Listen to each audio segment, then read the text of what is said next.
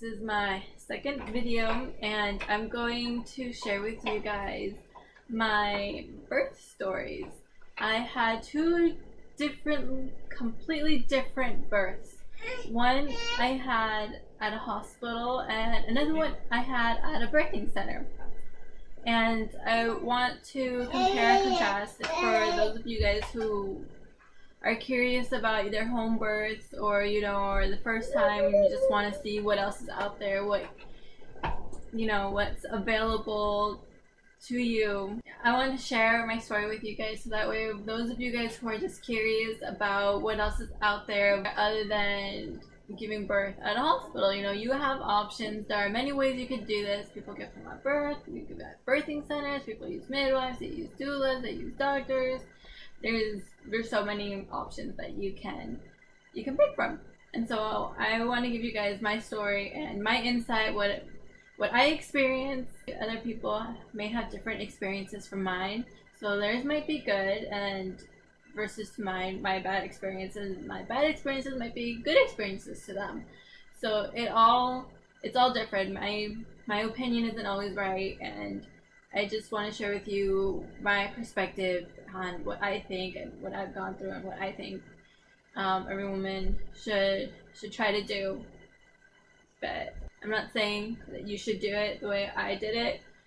I'm just saying that here's my story. You can learn a lesson from mine, or maybe yours is completely opposite and you guys want to tell me your story down in the comments down below and tell me your guys' birthing story, because I would really love to hear your guys' story. So on mine, my first, I was 18 years old and I had gotten married, and a couple months into our marriage I got pregnant. I wasn't really ready to be pregnant yet because I was in college and I wanted to go to school first, but things happened. I thought I was ready to have kids and I thought I knew everything that there was to have kids, but I was wrong when it came to having birth. I looked up every possible thing. I looked up cloth diapering, I looked up breastfeeding, I looked up when to feed your child, what kind of foods to feed your child, but I did not think about, the process of when the first day of life, the first few moments of life, what to do, like the hospital. Like, I always thought that every woman needs to go to the hospital when you are in labor. My husband was in the military. He was stationed in California. He was a Marine and we lived on base. Since I had TRICARE, I was being seen at the Naval Hospital on Camp Pendleton. They were really nice to me there.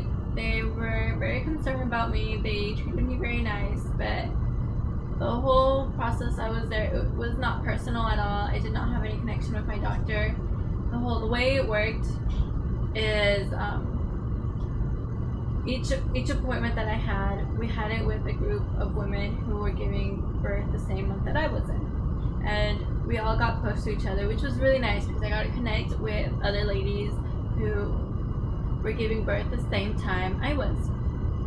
And so we talked about the things that we were going through, military life, and any questions we had or concerns. But when it came down to I needed to talk to my doctor about something personal that was going on with me, and I did not feel comfortable disclosing that with the group, so I had to kind of shy away and push the doctor when she was checking my baby's heartbeat, my blood pressure, and all that stuff. I had to quietly ask her, but as in the group, she would bring it up when I had talked to her, and she'd be like, "Some ladies here are having problems with this," and that was something personal, but she would want to address it to the whole group, which would be, I guess, is nice because I guess some girls did not like to talk about that stuff, so it would be good for them to be exposed. It would be good for them to know that what to do in a certain situation if something were to happen to you. And then the last 2 months before my delivery day was coming, my doctor gave us, the ladies, we had to sign a sheet of paper saying that we could not bring cameras, we couldn't bring food, no electronics, no laptops or anything like that. We also could not bring more than a certain amount of family members into the postpartum room. only 2 people at a time, or a small amount of people that they had approved. So if I wanted my whole family there to come and visit me all at the same time, they could not. Camp Pendleton Hospital was also a teaching facility. In the paper that they gave us that we had to sign, there was also an option asking if they could bring in teaching doctors, or student doctors, I should say, to teach them how labor works and everything. I put no. I put no teacher doctors, no student doctors, no student nurses, no one just but my doctor and like maybe 1 or 2 nurses. I put in there like big words. Finally, the day of my labor came, and I was having contractions for a whole day, and I went into the Naval Hospital and they told me I was only like 1 centimeter dilated, and so I had to go back home. They sent me home, and I've never had contractions before, and I was in so much pain. It hurt so bad. It was this pregnancy. I've seen women who have contractions and they usually just hold it together. No, I could not hold it together. I was crying. I kept my husband all night for both the 2 days I was having contractions. The second day I went in and I was 32 centimeters dilated, and I had previously gone in like 2 other times before I was found at 3 centimeters dilated just because I could not stand the pain. And I'm just like, please just help me push this baby out of me, and I am in so much pain. After being 3 centimeters dilated, they're like, you know what, you are really close to being 4 centimeters, so we're going to keep you in one of our waiting rooms that we usually have family wait, or while the mom is in labor. I was in there was no one in there. They gave me a bounce ball. My husband was really tired because he had been working really late. They've been keeping him late at night, and he was sleeping on the floor while I was just bouncing away on my bounce ball, just trying to push my baby out as fast as possible while like crying in tears and screaming. And I had called my mom telling her that they let me stay at the hospital because I was really close to 4 centimeters dilated, but they couldn't let me have a room. Her and my little sister came on the way up. I also had a friend as well too waiting at my house.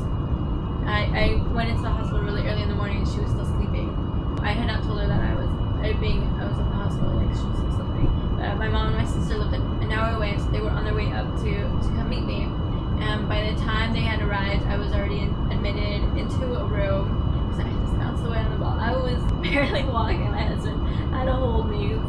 The pain was really unbearable. They had me in a chair in one of the rooms where they check to see how dilated you are. I had the little belt on me to see how strong your contractions are. And the nurse came in and she would be looking at the little cards coming out, and she's like, oh my goodness. Usually small contractions with like little lines, but no, mine was just like crazy big. And it's just like, there's no way this is right. I'm like, it's right. I'm like, please give me Tylenol or something. Give me some meds. I was in so much pain. I knew I wanted to go natural as possible, like no pain pills, but at that point I was really crying. I was crying. My husband knew too. He knew I wanted to go more of a natural way, see if I could do it without medication, but what I was feeling, I could not go without the medication. I needed it. And I went into the room, and as soon as I went in there, my mom came in, and so did the epidural guy. My mom noticed how much I was crying. She's like, Vero, you need the epidural. Like, it's okay, we're gonna get through this. And my husband was in the back like, are you sure you can do this? Because he knew I didn't want to use the epidural. I was like, yes, give me the epidural. And when I put it in, I regretted it because I realized that when I sat down and after an hour or 2 later, I stopped dilating. My cervix stopped dilating. It went to a stop, and I'm just like, oh, maybe I should have been on the bounce ball a couple more minutes or maybe an hour or 2 more to get me really dilated. I was in there from 7 a.m. all the way up until 6 at night. Between that time, I did not know who my doctor was. There were about 5 or 6 doctors who presented themselves to me and told me that they were going to deliver my baby, and they were my doctor and they're going to watch after me. And I'm just like, okay, well, what happened to the last doctor? And they're like, oh, they're here too. And I was really confused, and I had my husband write on the board that was in there, and it was recommended by one of the nurses saying that the doctors always look at the boards. me what your needs are, and I told them I wanted to breastfeed. I didn't want formula because at the Naval Hospital, when they take your baby away, they try to give your baby formula. If you don't tell them that you're breastfeeding, they will feed your baby. So please remember that. No, take note of that. Make them know that you are breastfeeding, or if you want formula, that's cool too. I also had my husband write on the board that I wanted my baby right on my chest. As soon as she was born, just right on the chest. I want that skin to skin. I needed the skin to skin. I wanted it really bad. I've read so many books about skin to skin on child development, about the kangaroo rat, about how the babies, instead of crying right away, they don't cry. They just slowly go back to sleep right on you because they recognize who you are and know that they are safe and they're not scared or anything. And it's just a very bonding moment that I really, really wanted to have right away. Like, I didn't even want my babies to like touch the dog. I wanted to go in and just grab her and like hold her, you know. I made those really clear on there. I just wanted two things. When it came to 6 o'clock, I had a doctor come in and she told me that I was not dilating and I need my labor was delaying and I needed to get going. I was not dilating. And so she gave me Pitocin. She left me for about an hour and she came back and she's like, okay, you're really, really having contractions now. She's like, alright, we're gonna dose you up another Pitocin because you're still not dilating, but your contractions are going up. So she gave me another dosage of Pitocin. All of a sudden, these doctors were coming in and they're like, okay, she's ready to go, 7 centimeters dilated, we need to go from Pitocin, and so they did. And I remember I had finished using up all of my epidural. I had no more. I was just flicking all through it all day because as soon as I felt like a tiny contraction, okay. And by the time that night, I had used it all up and I could start feeling like everything, but I could not move my legs. I could feel the pain. It was the worst feeling ever. Just like not being able to move, but being in complete pain, like your whole insides were on fire. My mom asked them if I could get more epidural, and they told me I could not because I had used up all that I could get. I pushed up until I think 11 o'clock when my baby was born. But during that whole time, there were about 15 doctors in my room, and they were just crowded in the back, staring at me, and they had the worst face expressions, like no one wants to see while you're giving birth. Like they were just like, ugh, like disgusted, and I'm just like, why are they in here? And my sister was in the back, and she was pushed to the back. She couldn't even hold my hand. I really wanted to hold my sister's hand. And my mom was holding my one leg. My husband was holding the other leg. The doctors were yelling at my husband and my mom to push my legs up. And she had her hand in my vagina the whole time telling me, I need to push, I'm not pushing. And I was pushing. I was doing everything I possibly could on my end to push. But I had to be laying down with my legs like all the way to my knees, and it was just really hard. And later I looked up that was the worst possible position to be in when you are in labor, is to lay down on your back, because gravity is not helping you. The baby's weight is putting pressure on your back, and it's really hard for your baby to come out and to turn sideways and to come out. The doctor had her hand in me, and at one point I remember she twisted, I think she grabbed the baby's head and twisted it, and we heard a huge pop noise. I don't think it was the baby, I think it was my bag that she popped in for my daughter to come out. And my mom and my husband they both stopped, and they turned around and they looked at each other like, what did you do? And I'm there just like, I felt pain and everything was already hurting, but I could, I'm pretty sure if I did not have that girl and she did that to me, I would have punched her. But I did not feel it. I was barely just concentrating on contractions and pushing, and I wanted this nightmare to just be over. Once my baby got out, I guess he told me that she had some fluid in her lungs. She had breathed it in. and they needed to take her right away. So they weighed her, they sniffed her, and they didn't even let me look at her. Like, they were like, oh, there's your baby, and we're gonna go take her now. And I'm like, wait, can I hold her? And they're like, yeah, she needs to be seen though. We need to take the fluid out of her lungs. And she was crying and she was breathing. I'm like, but I can hear her crying and breathing. And they took her away, and my husband tried to go after them, and he followed them, and he was there for about 5 minutes, and they kicked him out, and they told him that he could not be there anymore. And when he came back, my mom was like, oh no. She went in, and she was in there for 20 minutes. My mom fought really hard to stay with my daughter in there the whole time. And while they were over there, I was feeling, I don't know what it was, I was starting to feel really anxious that I did not have my daughter. I was starting to panic. Like, this emotion of panic was coming over me. Like, where is she? Why can't we see her? Why did they take her away from me? Like, she was fine. I saw her. She was breathing. She was moving. I had these 7 doctors. 2 of them regular doctors. The others were student doctors. They were just trying to sew up my vagina, and they were describing very slow. The 2 doctors were telling them like how to do the stitches, where to do it, and they let every single one of them practice on me. And I was just so tired because I had stayed up for 2 days. They did not let me eat food. That was another con. I was not allowed to eat anything at all. I don't even think they only gave me 1 glass of water. I had to keep complaining about water the whole time, and they did not bring me water. And I was really hungry and so tired, and this sadness, like depression, was just coming over me. Like, I was starting to cry in there while they were stitching me up, and I did not like it. I did not like how they were treating me. And finally, after like 2 hours of stitching me up, that's how long it took them. 2 hours, 7 doctors. They finally wheelchaired me to go see my daughter, and I got her and I started breastfeeding her. And she's like, oh, you're breastfeeding? I'm like, yes, I am breastfeeding my daughter, because that is what I am choosing to do, and I need her to breastfeed from me so I can start producing milk.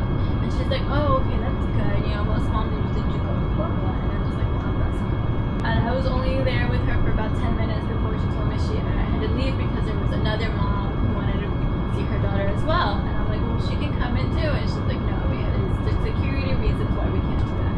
Like, well, I just been barely starting to breastfeed her, and I still haven't breastfed on my other side, so I can start producing milk on my other side. And she was not having it, and she came to me and my husband out, and they took us to the postpartum room, and I literally was crying in there, and my husband was telling me how sorry he was, and he didn't know what to do because the doctors kicked me out, and I could not hold my daughter. You know, most of you guys are probably like, I want to punch the lady, but I was paralyzed. How am I supposed to get out of this chair? Like, I didn't know what to do.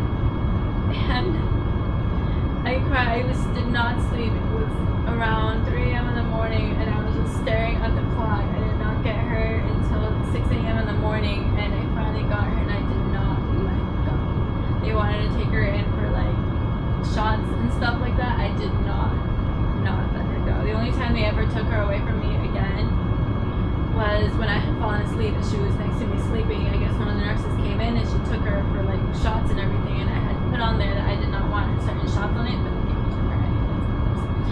And I was really pissed. I did not, after that, I did not let her go.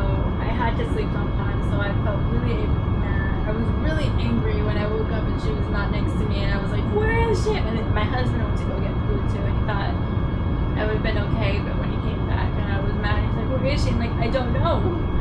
And the nurse came back with her right as my husband was coming in from getting me food from the cafeteria. And I did not let her go. And then after weeks I've had just this overwhelming sadness. I felt like I had lost her. It was not a really good, pleasant experience for me, and I did not want to feel that way ever again. So that was my experience giving birth at a hospital. I know there are women who've had really, really good experience at hospitals, and I'm really glad that they did, because I'm really glad that they had those good experiences, because I did not. I would have wished I had a good experience, especially especially for my first child. An experience like that could put someone off not to have a child again, just because of that. I really think women should look at different options as well, other than just the hospital. For my second child now, my son, I decided to go a different route. Before I decided I wanted to go a different route, we had gotten daycare. We were currently living in Texas. We did our research on which hospitals we wanted to pick, and we picked the perfect one. We lived in Temple at that time, an hour up of Austin. We heard really good reviews about the hospital and how the doctors were really close to you, how they treat you nice and everything. They let you have a little bit more family, but the one thing that put me off was I could not bring my daughter into the delivery room. My youngest daughter, by the time my son would have been born, she would have been almost 2, 1 month before she was 2. She was not allowed to be in the delivery room and in the postpartum room, so she had to be somewhere else. So we started going to appointments, and each appointment I saw a different doctor, so I did not have that close connection that I wanted to my doctor about, questions and concerns that I had that I missed from my first one. And I got up to 30 weeks, and my doctor would cancel a lot of my appointments, saying that she couldn't do it because of certain vacation time and maybe just like rescheduling. And so I was starting to panic at 30 weeks. I did not want the same thing that I had in my first pregnancy. I was like, no, there has to be another way, because there's no way I'm gonna go through that huge depression after giving birth. I don't want to deal with that stress. My sister came and visited me from California. She was supposed to stay with me all the way until I gave birth, but she ended up leaving 2 weeks before I gave birth. But during that time, since my sister was there during the birth, she saw everything that I saw, and she did not like my birth experience either. She told me, she's like, Veronica, I saw your birth, and completely honest, I don't even know how you want another child and how you want to go through that whole experience again. Like, watching you give birth in the hospital made me want to put off having a baby, or just not want a baby and go towards adopting a child instead. And we both sat down and we were looking at stories of women, and we stumbled upon a documentary called The Business of Birth. And that's when I discovered the wonderful world of home birth. And we watched women on YouTube, their home births, we watched their testimonies, and I was like, I want that. I just want a connection with whoever's gonna be my doula or my midwife, I want them to know everything about me, and I want to know everything about them, because giving birth is something special. Like, you're not sick, you should not be at a hospital. You're not sick, you're the opposite. You're giving life. And so, yeah, just a wonderful, beautiful life. So we looked up places where I can get a midwife, and we ended up finding a really good place after doing research and calling a couple places. We found one that we really liked. We went to go and we visited them. They are located in Austin, so if anyone's in Texas and that's watching this, the place where I went to go, they were just wonderful. They're the Central Texas Birthing Center. They were amazing. My midwife was Sally. She took me in. They normally don't take women who are 32 weeks pregnant, but they took me in, and they treated me so nice. My appointments were hours long. Not hours long. They were an hour long, and after they've done everything, they check the baby, they ask how you were, they ask all the questions, they make sure you're up to date, you did all of your testing done, and then if you still had time over, they would just talk to you about your day, how your day was going, they would talk to you about their day with, suggestions and concerns, and we didn't even have to be birth related, we just talked. It was really nice. I got to bring my daughter with me every single appointment, and they had a playroom, and she was just walking around. And I had the option of giving birth at either my place or at the birthing center. And I decided to give it at the birthing center because I did not want to give birth at the current place where I was at I did not consider it home. Another good thing about them was the midwife gives you her cell phone number. She gives it to you directly. And so if you had any questions or concerns, you could just text your midwife. It was really personal. And I lived about an hour away from Austin. So when I was having contractions and everything, I would be texting her like, hey, my contractions are this far apart. Like, when do you think I should come down? And she would be texting me right back. It was really, like, I was not scared. I was not depressed. Like, I knew I was in really, really good hands. My contractions were 5 minutes apart from each other. I drove down and she was already waiting for me there, and they knew that I kind of wanted to have a water birth, but I wasn't really sure I wanted to do that. So they had the bathtub ready for me and everything, and they told me that if I was hungry, I could eat, because eating during birth is very important. You need to conserve you need energy. Your body is pushing life out of you. You know, you need energy to push your baby out, or you're gonna be really weak. And they told me I needed to drink. Oh, you brought me food. Thank you, Mom. Oh, it smells good. They really encouraged me to bring my own food, water. They told me I need to drink lots and lots of water to keep hydrated, because giving birth is like a workout. You need to keep yourself hydrated to push that baby out. They also allowed me to bring my daughter into the room, and it was a really cute facility because they had like about 3 or 4 bedrooms, and each of them had like bathrooms and bathtubs and a bed. And my daughter, since we ended up birthing until really late at night, she got to sleep in one of those rooms, the extra rooms that they had. They filled up a nice warm bathtub for me when I was around 6 centimeters dilated. And I was in there and it was so calming. They gave me the best massages.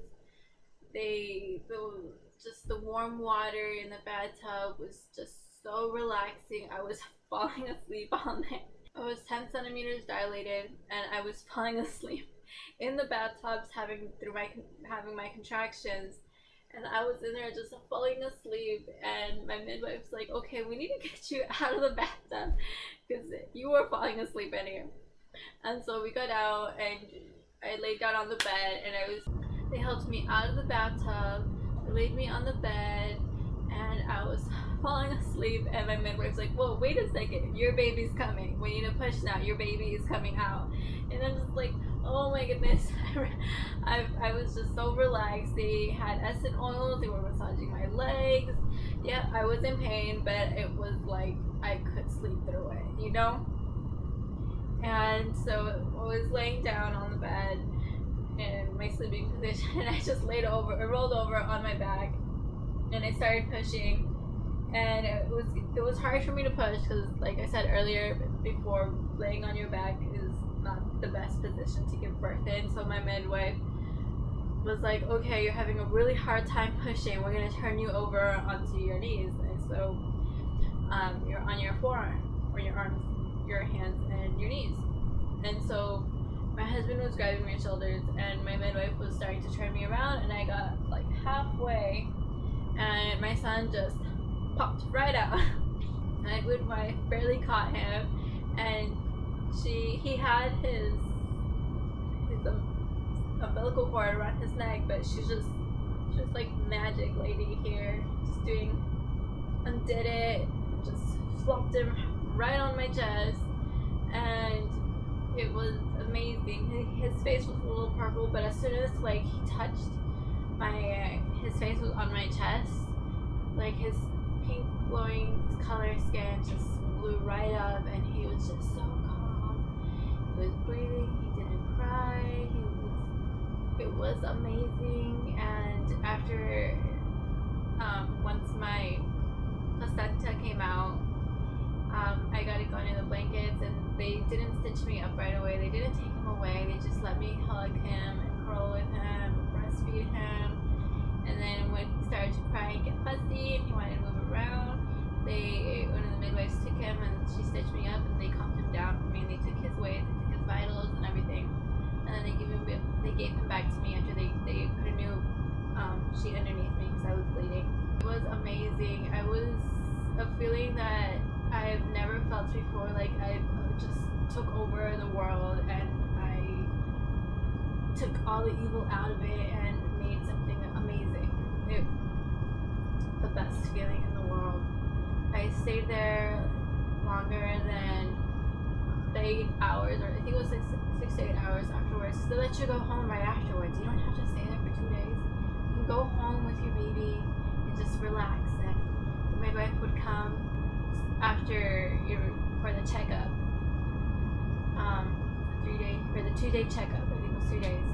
She would come to your home and check up on you and the baby. She would do the weight vitals for about an hour. So talk and have questions, and I still had her phone number too, so even if I had questions I would, or if I just wanted to ask her about like confirming something about my son, she was there and she would call me right back or text me right back, and the communication was amazing. And I wish everyone could have that same home birthing experience or wish everyone would try to have that same birthing experience that I had.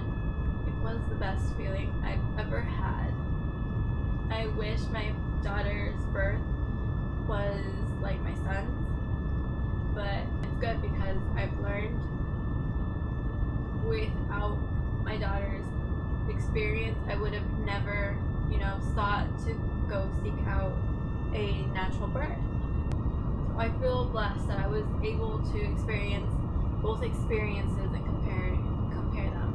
If you are a mom and you are pregnant and you're watching this, you are kind of scared of going for a natural birth because of what your family is telling you, saying, no, you need the doctor, what if something happens? Well, nothing hardly ever happens. Your body knows what to do. You're healthy and you are normal and you're breathing and you can walk and do all these exercise and things. Go for a home birth. It's the best feeling ever. Yes, it will hurt, but that's the whole point. You're giving life. You're supposed to feel your baby. But without the epidural, I felt my son coming through. I knew where to push. Like I felt him, and I was able to just push him right out because I knew where he was. Just do your research. Go visit hospitals. Go visit birthing centers. Go talk to doulas. Ask millions of questions, and whatever you think is best for you, so forth. Okay. Thank you for watching. Stay tuned for more videos. See you guys later.